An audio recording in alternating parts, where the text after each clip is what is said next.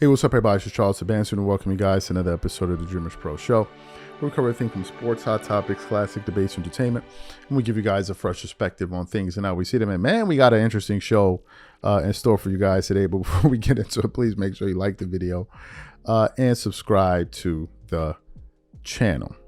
This is a topic that caught me off guard. As a matter of fact, when I saw the thumbnail yesterday on YouTube, I thought it was a joke, but turns out it was actually from Fox Sports, like it's a real thing. Now, as you guys know, Colin Cowherd is one of the big wigs in all of sports media, one of the highest paid guys, one of the best. We all know this, right? He's at the top, and we're talking about the top guys in sports media. What we also know about Colin Cowherd is that he's a Michael Jordan hater, right? You just go look up some of his clips on First Things First, and all of those shows when Jason Whitlock was there, Marcellus Wiley was there. He was always hating on Michael Jordan. And he was supporting LeBron James. He has been supporting LeBron James. But it seems like over the last few weeks and months, Colin Cowherd is beginning to change his position and jump ship. Now, what am I referring to? As you guys know, Bronny James has been the number one talking point in the NBA right now. He's the number one thing to talk about, even more than even the Olympic team, right? Everyone has been weighing in, giving their opinions on him. But yesterday, something happened that I just couldn't believe. Colin Cowherd on his show was actually jumping ship on the Klutch Sports LeBron James bandwagon and basically saying that Bronny James isn't so good and actually calling out these guys by name like Klutch Sports and Rich Paul. I'm like, wait. Are we still talking about the same Colin Cowherd here? This cannot be the same person. I was like, no, there's no way that this can be true. But it turns out it is true. And these are the comments that we want to get into today. Before we even get into what Colin Cowherd had to say, today's show is brought to you by our sponsor, Game Time. Game Time is an authorized ticket marketplace of Major League Baseball, which makes getting tickets faster and easier. For example, I am super excited about the upcoming MLB games. With Game Time tickets, I can easily pick the best tickets for me. I love that I can choose between different deals. I have the option to select the cheaper deal, the best option deal, or my favorite, the flash deal. The flash deal gives me the option to find discounts that I can only find on Game Time. Once I select the ticket I want, I can view my seat. And it's not just restricted to baseball. I can also look for the best ticket deals for other sports like football, the NBA, concerts, comedy, or other theater shows. Included in my purchase, I also have a 24-hour return guarantee, a lowest price guarantee, event cancellation protection. So take the guesswork out of buying MLB tickets with Game Time. Download the Game Time app, create an account, and use code CLNS for $20 off your first purchase. Again, create an account and redeem code CLNS for $20 off. And remember, whenever you support this sponsor, you're supporting this channel. Thank you. So what we want to do now is we want to play exactly what Colin Cowherd had to say on his show about LeBron and the Bronny James thing and Klutch Sports, and then we're going to come back and react to his comments. Take a listen to Colin Cowherd here. The second misuse of power we have seen this week, LeBron James and Klutch Sports. They engineered Bronny getting drafted with the number 55 pick. Now, it was a terrible draft, and anybody drafted there was going to be a G-leaguer at best. But Bronny offensively doesn't even look like a G-leaguer. It's been embarrassing. He's 0 for 14 on threes. He was bad again last night. Now, I do think athletically he can be a defender in this league. Maybe. But he would not have been drafted if not for LeBron James and Klutch Sports. In a good draft, can't draft him. This team, the Lakers, can't really waste draft picks. But they do need on-ball defenders. They're old in spots, expensive in others. He's cheap and can defend. That I don't deny.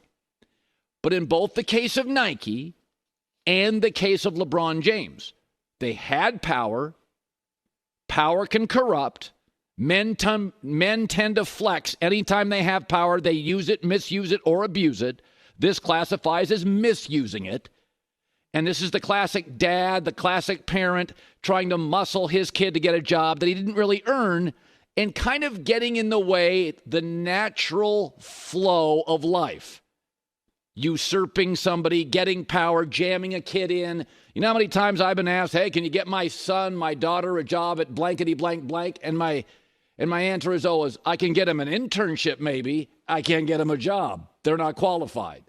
It hurts. It's painful. It's the truth. So both Nike, Klutch Sports, and LeBron had leverage. And in my opinion, this is the downside to it. Bronny's been sort of embarrassing so far. Now, the Lakers are in a position where the new coach, J.J. Redick, now has to go to the microphone and tap dance to make sure he says all the right things about Bronny. He's a development player. That's how we're looking at Bronny. He's certainly going to spend time with the Lakers. He will spend time as well in the G League. We're going to develop his shot. We'll develop his ball skills. He's already got a great feel. He has a really good instinctive nature on the defensive end. Okay, that's a good way of saying he can't shoot. Be careful when you accumulate power, how you use it. Just because you have it, sometimes it's best to let the natural flow of business work. Just let things play out as they would without your power. So you heard what Colin had to say there. I was very surprised to hear him talk like that. But this goes back to something I've been saying for a while now. And I'm going to reiterate the point I've been bringing up in the past.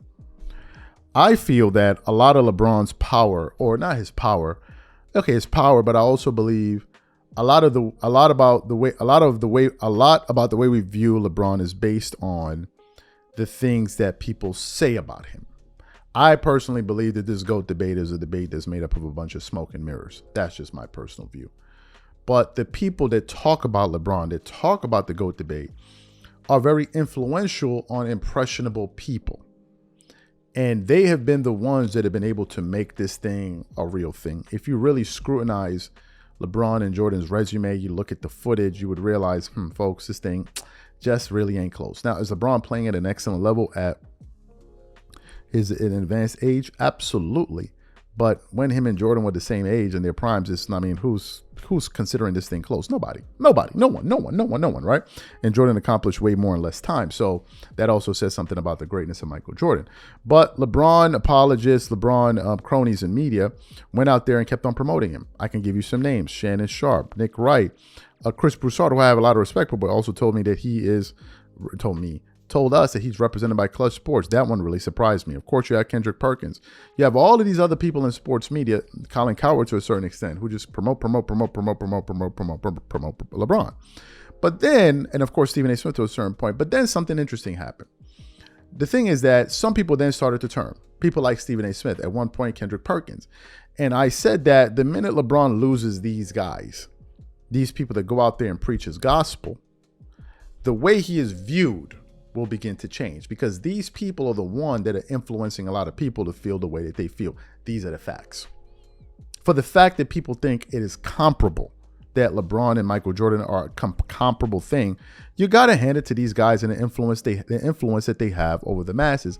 And if you begin to lose these people, or if these people begin to call it like they really see it, then the way that you view LeBron may change. Like the curtains would just come tumbling down, and you begin to see things for what they really are, right? So to hear a person like Colin Cowherd, who has been a huge LeBron supporter and a very big Michael Jordan hater, for him to take this position publicly is surprising, because you seldom see it in big media. You seldom see it. So for him to do that is telling. Another thing that stood out to me, the Carton Show, which I believe is on FS1. It's a new show that I just came across not too long ago. And they were discussing the Bronny James and LeBron situation in a very candid way that I had not seen anyone else in big media discuss it. And if you start having shows like this on TV after LeBron retires and people start calling it out the way that they see it because he's no longer a draw and they need to talk about somebody else, I think it's going to be a very difficult period for LeBron fans. It's going to be a very, very difficult period for them, because these people have been on television twerking it up all of these years, knocking over drinks, just disturbing the peace, basically with their LeBron James propaganda. But if you start losing these voices and they start calling it like it is, things will change. And the way you view him will ultimately change. So these are my thoughts on it. What I want to know from you guys: how surprised are you to hear Colin Cowherd speak about Klutch Sports and LeBron and these guys publicly this way. Whatever you guys think, please leave your thoughts and comments in the comment section, and we catch you guys on the next show. Peace.